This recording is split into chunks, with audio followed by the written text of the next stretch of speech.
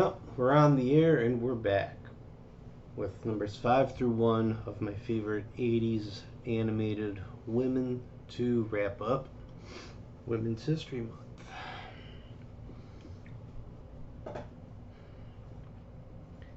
Yeah, there's something a little sacrilegious about this, but it's basically the only thing I know how to do for Women's History Month as the vintage animation and action figure nerd. Before we get into numbers 5 through 1, let's recap 10 through 6. Number 10, we had Nightshade from Cops. Number 9 was Vanessa Warfield of the Venom side from Mask. Number 8 was Crystal Kane from the Centurions. Number 7, Shauna M. Scarlett O'Hara finally stood in for any of the female G.I. Joes. And number 6, Judge J.B. McBride from Bravestar. That's your recap so far. Let's get into the top 5 here. Number 5. Number 5. Should have prepared. Okay, just a second.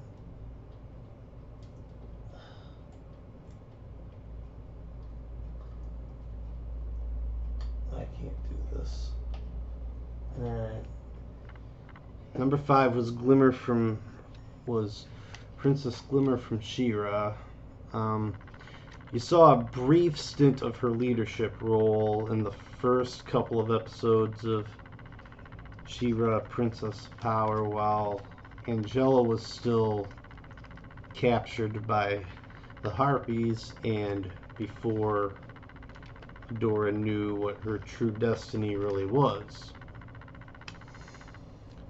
However brief, Glimmer proved to be a competent leader in those first couple of episodes or so. For the duration of the series, there were times when she showed competent leadership again, but a lot of the times she did seem to be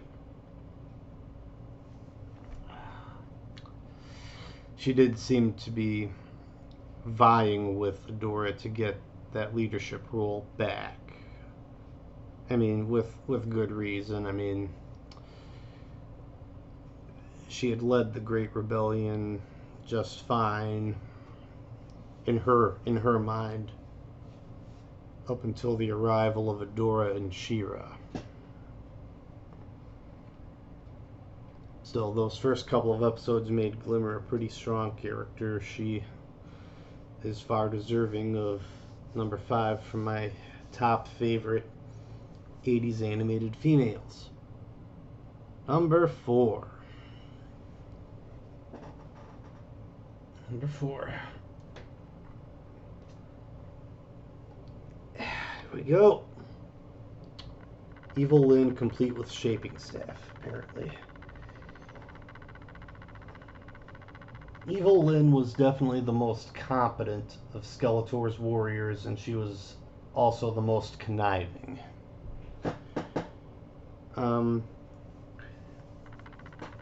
She was definitely superior over the rest of Skeletor's lesser henchmen, and she tended to like to lead when Skeletor wasn't around. Besides the one time where she openly said that she was after his power.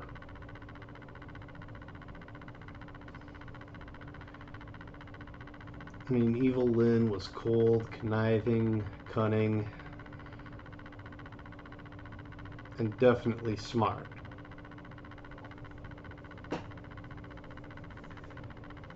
She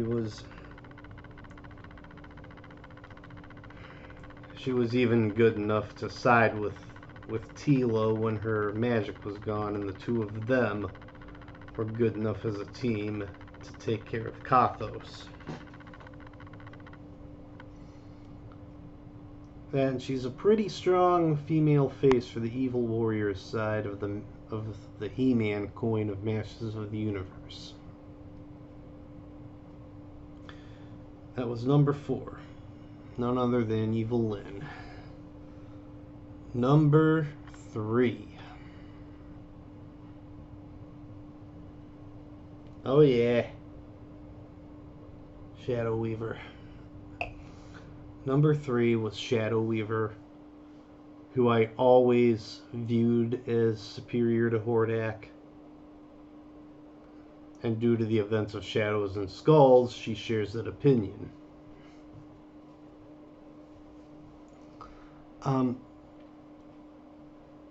Again, cold, conniving, calculating, and smart. Far smarter than the rest of Hordak's hordsmen. Sometimes smarter than Hordak, especially on issues of magic versus science.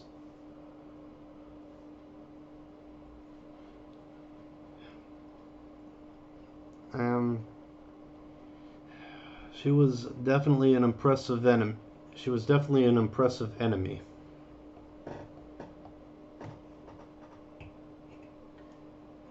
That was number 3. Moving right along. Number 2. Here's 2.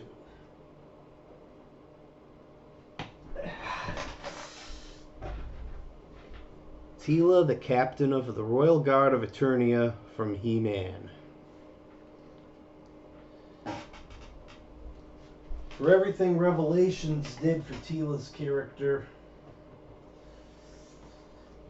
it was Filmation who started it all, trying to write her in as a strong female character.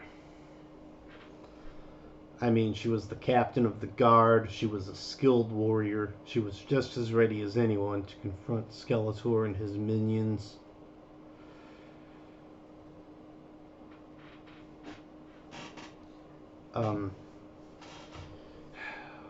My gripe with Tila was that Lou Scheimer's idea of creating a strong female character was to make her unnecessarily rude and dismissive of Prince Adam. And then on the other side of the coin, literally fawning over He-Man.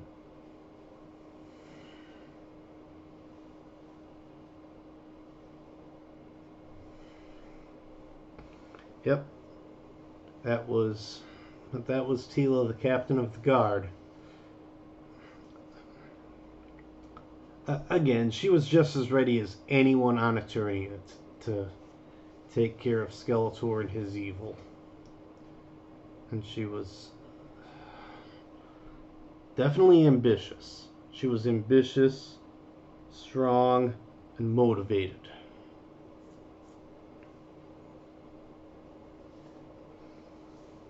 And that was number 2, Tila, the captain of the guard.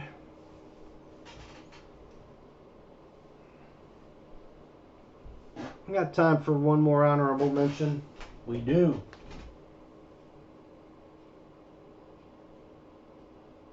I say yes, we do. My girl Frosta has just made the honorable mention list when I could have sworn I had enough spaces on the list just for her. Ruler of the Kingdom of Snows. Intelligent and ambitious.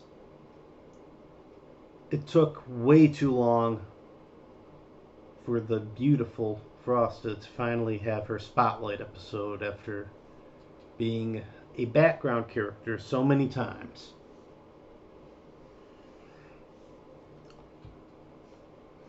That was an honorable mention in the form of my girl Frosta.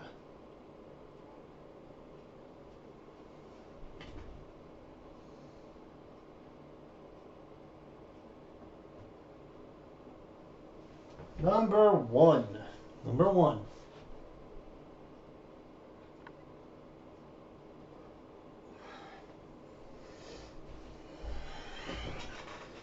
Number one definitely comes from, once again, number one definitely comes, once again, from the She-Ra series. Not where you thought I was going with this? Okay. Let me explain. Adora, the Princess Adora, survived many years in the Fright Zone, believing that it was Hordak and Shadow Weaver who had raised her to be a strong and efficient and downright dangerous Horde Force captain.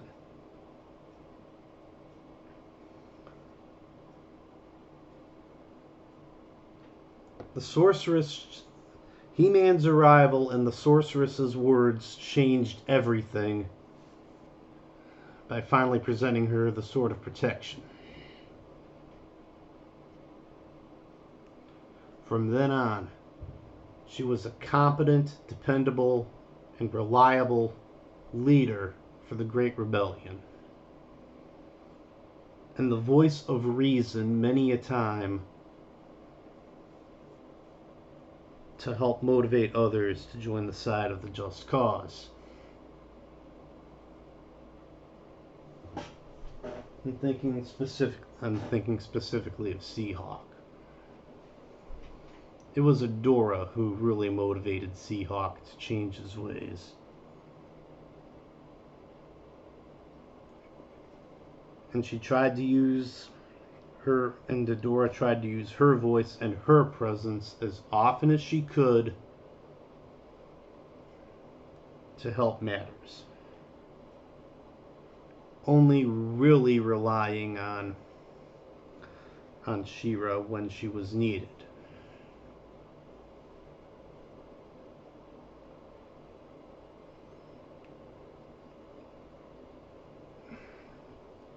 And because of the person who Adora was, especially in the confines of the Great Rebellion and on the confines of Etheria, she was treated with respect.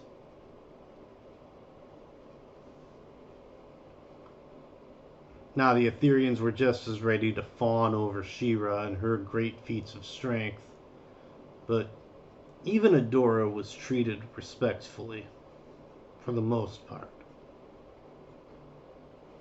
Now there were a couple of times when Bo overlooked her abilities, or when Glimmer was ready to argue with her over leadership of the Great Rebellion. Because, Adora's turn from evil Force captain to all of a sudden being rebel leader did happen a little too quickly. It's my one gripe here.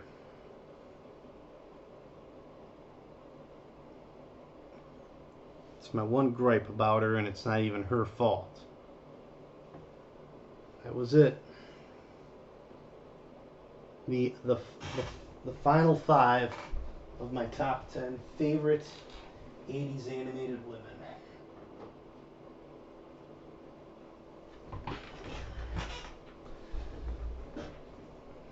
Did I mess up in some places? Sure, I could have thrown in the honorable mentions of, for instance, Steelheart from the Silverhawks, or I might pick Cheetara to stand in for Pumaira and Wily Kid and Cheetara from Thundercats. I might have thrown them in there somewhere, but I just didn't. This has been the Vintage Action Figure and Animation Nerd. My personal top 10 80s animated women. Thanks again for joining me.